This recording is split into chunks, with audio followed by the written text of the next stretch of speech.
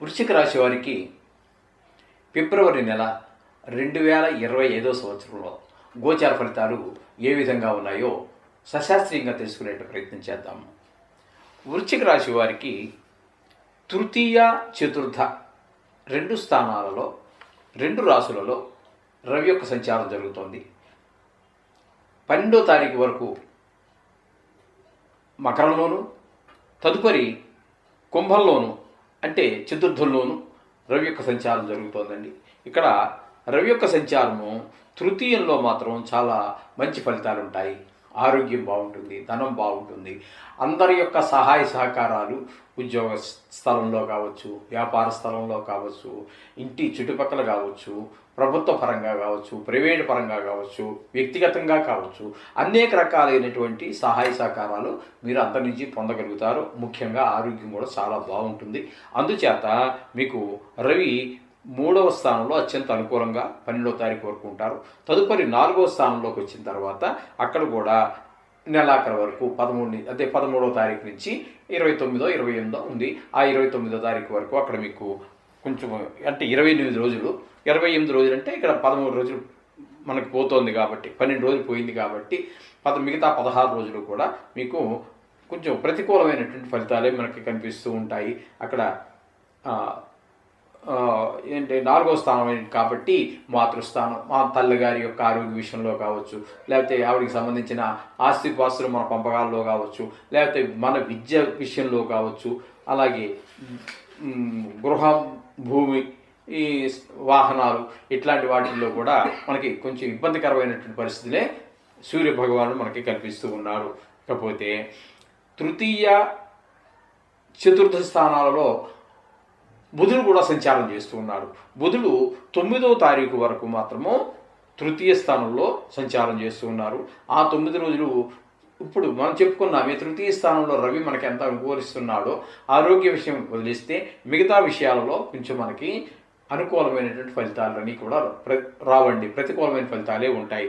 తదుపరి కుంభరాశిలో ప్రవేశించినటువంటి సందర్భంలో అక్కడ 10వ తారీఖు నుండి అంటే 9 తీసేస్తే మనకి 17 రోజుల పాటు మనకి అక్కడ మనకి కుంభంలో చతుర్థంలో సంచారం చేస్తున్నారు. ఆ చతుర్థంలో సంచారం చేసేటటువంటిప్పుడు మనకి చాలా మంచి ఫలితాలన్నీ కనబడుతూ ఉంటాయి.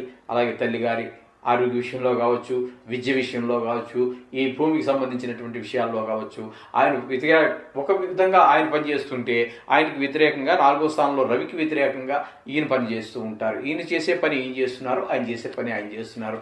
ఒకే దగ్గర ఎలాగని చెప్పి ఆలోచన పని లేదండి. మన ఇంట్లో కూడా జరుగుతూ ఉంటాయి. సంపాదించేవాడు సంపాదిస్తూ ఉంటాడు, ఖర్చు పెట్టేవాడు ఖర్చు పెడుతూ ఉంటారు. ఎవరి పని వాళ్ళు చేస్తూనే ఉంటారు, ఎవరు చేసేది వాళ్ళు చేస్తూ ఉంటారు. అదేవిధంగా ఇక్కడ రవి చేసే పని రవి చేస్తున్నారు 4వ స్థానంలో, అలాగే బుధుడు చేసేటటువంటి స్థానంలో ఆయన పని చేస్తూ ఉన్నారు. అలాగే శని భగవాన్ యొక్క సంచారం కూడా చతుర్థంలో జరుగుతోంది. దీన్ని అర్ధాష్టమ శని అని కూడా అంటాము. ఈ అర్ధాష్టమ శని కాలం దీన్ని కంటక శని అంటారు. అంటే కంటకం అంటే ముళ్ళు అని అర్థము. ఇది ఈ నెల రోజులు కొంచెం ఇబ్బందికరమైన పరిస్థితి కనిపిస్తూ ఉంటుంది. ఈ విధంగా మామూలుగా సహజంగా అన్ని విషయాల్లోనూ ఏది ముందుకు వెళ్ళదు, ఏది వెనక రానివ్వదు. ఈ విధమైనటువంటి ముఖ్యంగా ఈ విద్య, భూమి, గృహాలు, వాహనాలు ఇవన్నీ విషయాలన్నింటిలో కూడా అర్ధాష్టమ శని అనే దాని గురించి ప్రత్యేకించి మనం ఇప్పుడు కొత్తగా విశ్లేషించుకోవాల్సినటువంటి పని ఏం లేదు. 7.5 అది వేరే విషయము, అష్టమది వేరే, ఇది అర్ధాష్టమం వేరే. ఇది ఇక్కడ మీకు ఇబ్బందికరమైన పరిస్థితులు కనిపిస్తూ ఉంటాడు. ఇకపోతే పంచమంలో శుక్రుని యొక్క సంచారం జరుగుతోందండి. పంచమ స్థానంలో శుక్రుని యొక్క సంచారం వల్ల మనకి చాలా సంతానం మంచి అభివృద్ధిలోకి రావటము, వాళ్ళకి సంగీతంలో కానీ, సాహిత్యంలో కానీ, నృత్యంలో కానీ ఇట్లాంటి లలిత కళల్లో ప్రవేశం ఉన్నట్టయితే వాళ్ళు అన్ని మీద మరింత శ్రద్ధ చూపుతారు, అందులో ఉత్తీర్ణత సంపాదిస్తూ ఉంటారు. అలాగే ఇక్కడ పిల్లలకి ఈ లలిత కళలే కాకుండా ఇట్లాంటి వాటిల్లోనే వాళ్ళకి ఒక మెట్టు మీదకే ఎదగలిగేటటువంటి అవకాశం ఉంటుంది. ఇలాంటివన్నీ కూడా మనకి ఈ శుక్రుని యొక్క పంచమ స్థానం చలనం వల్ల, గమనం వల్ల మంచి ఫలితాలన్నీ వస్తాయి. అలాగే ఇక్కడ రాహు సంచారం కూడా జరుగుతోందండి పంచమంలోనే. ఇదే రాహు మళ్ళీ పిల్లల మీద ఆయన ప్రభావం ఏ విధంగా ఉంటుంది అంటే చదువులో ముందుకు వెళ్ళలేకపోవటము, అలాగే మాటల మీద శ్రద్ధ పెరగడం, చదువు మీద శ్రద్ధ తగ్గటము, పిల్లలతో ఆటలతో ఏదో గొడవలు తెచ్చుకోవడం, దెబ్బలు తగిలించుకోవటం, లేకపోతే ఏదో గొడవలు, ఈ విధంగా రాహు యొక్క సంచారం 5వ స్థానంలో ఉండటం వల్ల జరుగుతూ ఉంటుంది. ఇకపోతే 7వ స్థానంలో గురు యొక్క సంచారం జరుగుతోంది.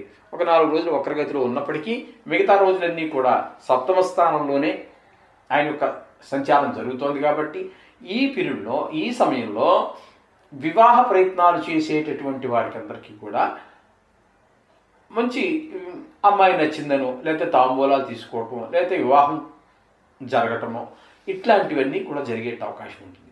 అలాగే భాగస్వామ్యంలో వ్యాపారం చేసేటటువంటి వారికి కూడా మంచి వారితో మనకి సఖ్యత ఏర్పడటము, మంచి ఇద్దరు సఖ్యంగా చేసుకుంటూ ఉన్నట్టయితే వ్యాపారం మరింత ముందుకు వెళ్ళటము, మరి కొంత డబ్బులు అదనంగా రావటము, ఈ విధమైనటువంటి పరిస్థితులన్నీ కూడా మనకి పిల్లల అభివృద్ధి కూడా మనకి స్పష్టంగా గోచరిస్తూ ఉంటుంది.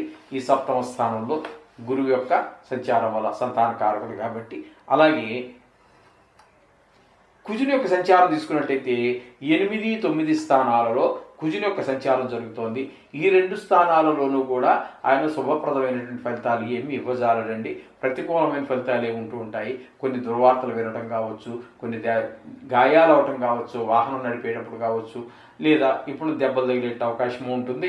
అలాగే కొన్ని చెడు వార్తలు వినేటువంటి అవకాశం కూడా ఉంటుంది. ఈ విధమైన పరిస్థితి అంతా కూడా మనకి 8, 9 స్థానాల్లో కుజుని యొక్క సంచారం వల్ల కలుగుతూ ఉంటాయి. ఇకపోతే మనకి 11వ స్థానంలో లాభస్థానంలో కేతు యొక్క సంచారం జరుగుతోంది.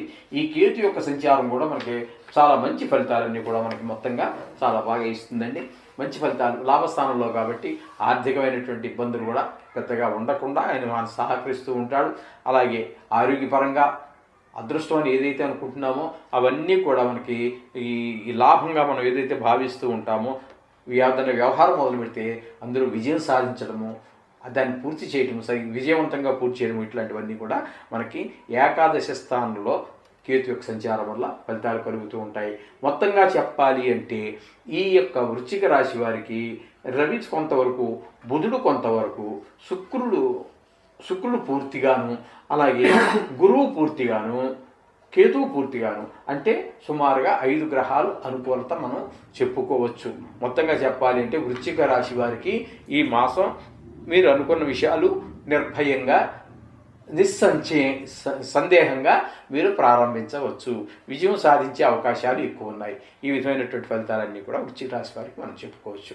అయితే కొన్ని గ్రహాలు మనకి ప్రతికూలంగా ఉండనే ఉంటాయి. అందులో ఏ విధమైన సందేహం లేదు. ఎప్పుడు ఏ రాశి వారికి కూడా పూర్తిగా ఏ గ్రహాలు అనుకూలించవు. అయితే ఈ నెలలో వచ్చేటటువంటి 2 పండుగలు ఉన్నాయి. విశేషమైనటువంటి పండుగలు 2 కూడా. ఒకటి రథసప్తమి 4వ తారీఖున, కాబట్టి ఆరోగ్యం కానీ మొత్తం నవగ్రహాలకి రాజు అయిన మన రవి సూర్యభగవానుడు కాబట్టి ఆ సూర్యభగవాను ప్రార్థిస్తే మిగతా గ్రహాల యొక్క ప్రభావం కూడా చాలా వరకు తగ్గించడానికి ఆయన సమర్థుడు. కాబట్టి ఆ రోజున మన ఇళ్లలో సాంప్రదాయబద్ధంగా చేసుకుంటున్నటువంటి పూజలు ఏవో ఉంటాయి, అవన్నీ ఆడవాళ్ళు చేస్తారా, వంటలు, ఆ పరమాన్నాలు ఆరు బయట సూర్యుడికి ఎదురుగా పెడతారు, అవన్నీ చేయించుకోండి.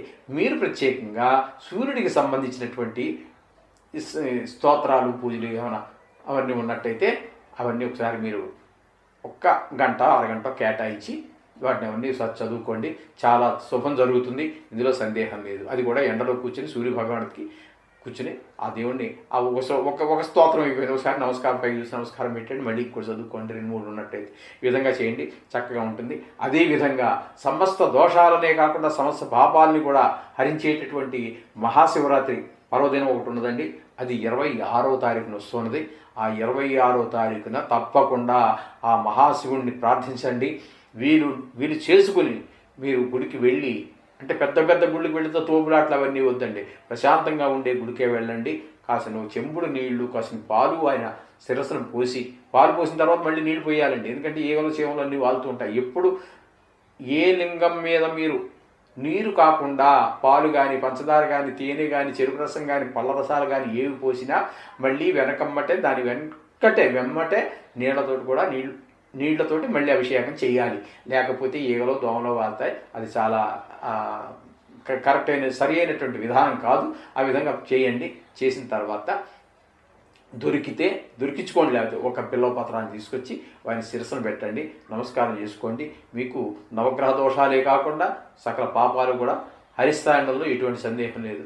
ఈ విధంగా చేయండి అమ్మా. శుభం భూయాత్.